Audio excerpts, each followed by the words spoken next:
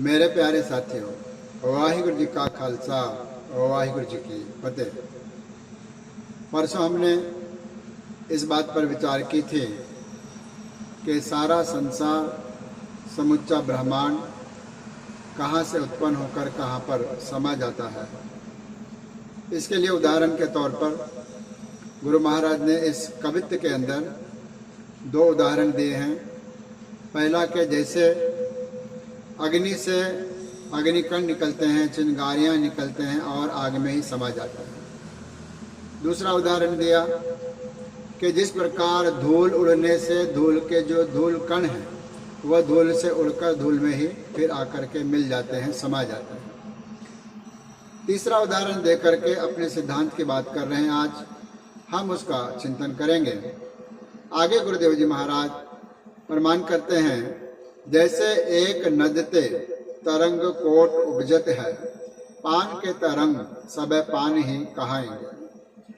तीसरे उदाहरण में गुरुदेव महाराज जी प्रमाण करते हैं कि जैसे एक नद से, नदी अथवा समुद्र, जिस प्रकार समुद्र की लहरें उठती है, समुद्र में से तरंग कोट उपजत है, करोड़ों लहरें उठती है समुद्र में, लेकिन वह समुद्र से अलग नहीं होती।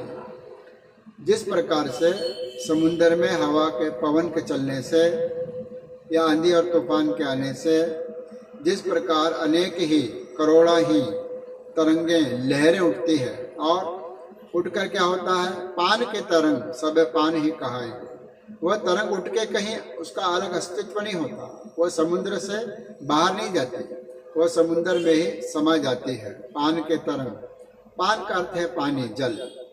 जो जल की तरंग है वह आखिर में जल में ही अथवा समुद्र में ही समा जाती है और पान ही कहाएंगे, वह तरंग ही कहती है, पानी ही कहती है। जिस प्रकार पानी का और तरंग का अस्तित्व अलग नहीं है, तरंग का अपना कोई अस्तित्व नहीं होता, वह उठती भी है एक क्षण के लिए और फिर पानी में अथवा समुद्र में ही समा जाती है। यह तीन उदाहरण देने के बाद सिद्धांत की बात गुरुदेव जी कथन करते हैं, वैसे ही जैसे इन तीन उदाहरणों में कहा गया है, ठीक वैसे ही यह सारा ब्रह्मांड, सारा विश्व, सारा संसार जिसमें हम रहते हैं, जो हमसे अलग भी है, हमसे परे भी है, और इतने संसार है जिनकी हम कोई गिनती अथवा अनुमान नहीं लगा सकते। वह कहाँ से आए हैं, कैसे प्रकट हुए हैं? तो गुरुदेव जी कथन करते हैं, तैसे विश्व रूप ते अभूत भूत प्रकट होए, ताही ते उपज सब ताही में समाएंगे। अर्थात तैसे विश्व रूप थे, विश्व रूप का अर्थ है जो विश्व रूपी परमात्मा है, जो विश्व की संभाल कर रहा है, जो सारे विश्व को पैदा कर रहा है, वैसा विश्व रूप का परोक्ष अर्थ परमात्मा है। वह अकाल पुरख परमात्मा क्या करता है, अभूत भूत प्रकट होए, उससे ही। अभूत भूत का अर्थ है जड़ और चैतन्य। चेतना वाले तो उससे आ ही रहे हैं, लेकिन जो जड़ है, जैसे पहाड़ है, पेड़ है, पर्वत है, समुद्र है, ये जो जड़ चीजें हैं यह भी परमात्मा से आ रही है।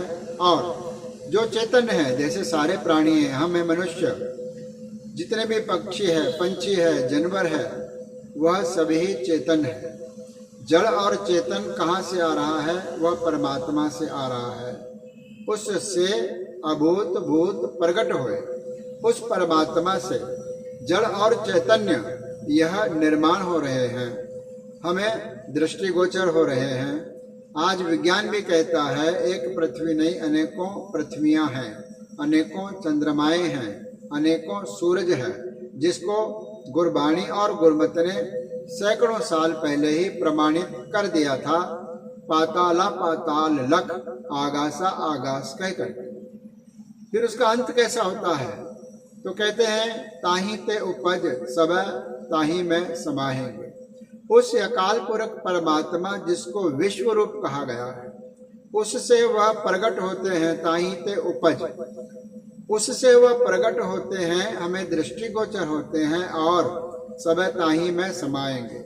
जब अंत काल इन सब का आएगा तो उस अंत काल में चाहे उसे प्रलय कह लो, चाहे उसे कुछ और शब्द दे दो, लेकिन जब इन सब का अंतकाल आएगा, जब इसका जो सो इस प्रकार से परमात्मा में वह लीन हो जाते हैं, ताही में समाएंगे, वह परमात्मा से उपज के परमात्मा में ही लीन होते हैं। जैसे गुरुदेव जी महाराज चौपाई में कहते हैं, जब उद करक करा कर तारा, प्रजा धर तब देह अपारा, जब आ करक करत हो कब हो, तुम में मिलत देह दर्शब हूँ। जैसे परमात्मा विस्तार करता है अपने आप का, संसार प्रकट हो जाता है, और अपने आप का जब परमात्मा संकोच करता है तो वह सभी भूत और अभूत उस परमात्मा के शक्ति के अंदर समा जाते हैं, जिसके लिए कहा है अरबद नरबद धुंधुकारा। फिर केवल एक धुंध है, कोई प्राणी नहीं है, कोई जड़ नहीं है, कोई चैतन्य नहीं है। इस प्रकार से संसार का अंत हो जाता है, ब्रह्मांड का अंत हो जाता है। फिर जब परमात्मा की इच्छा होती है, उसका पूर्ण होता है, फिर से वो नई सृष्टि का निर्माण करता है। इस प्रकार से परमात्मा से सब उपज के परमात्मा के अंदर ही विलीन हो जाते हैं। यह बहुत सारे अध्यात्मवादियों का, साधकों का एक प्रश्न, एक शंका होती है, उसका छोटा सा समाधान करने का यहाँ पर प्रयत्न किया गया है। इस प्रकार सारे कवित्व का आज अर्थ हुआ है, और नए विचार लेके परसों हम आगे के विचार करेंगे। आज इतना ही। धन्यवाद। गुरु राखा।